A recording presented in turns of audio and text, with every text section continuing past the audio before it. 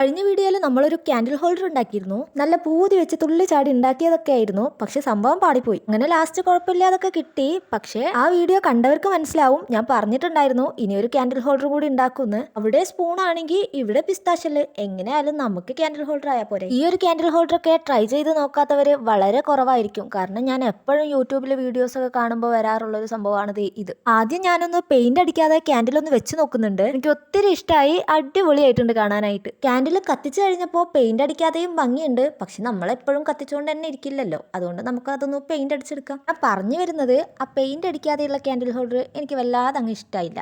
അതുകൊണ്ട് തന്നെ ഞാനൊരു റെഡ് കളർ അടിച്ചു കൊടുക്കുന്നുണ്ട്. കളറൊക്കെ ചെയ്ത് കഴിഞ്ഞിട്ട് ഫൈനൽ ലുക്ക് ഞാൻ നിങ്ങൾക്ക് കാണിച്ചു തരാം.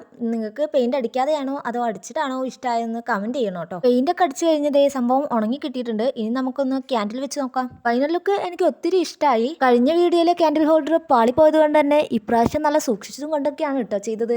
അതുകൊണ്ട് തന്നെ നല്ല അടിപൊളിയായിട്ട് കിട്ടിയിട്ടുമുണ്ട്. അപ്പോൾ വീഡിയോ ഇഷ്ടപ്പെട്ടാൽ ലൈക്ക് ചെയ്യാനും സബ്സ്ക്രൈബ് ചെയ്യാനും മറക്കണ്ട. പിന്നെ പെയിന്റ് ചെയ്തിട്ടാണോ ചെയ്യാതെയാണോ നിങ്ങൾക്ക് ഇഷ്ടമായെന്ന് കമന്റ് ചെയ്യണേ.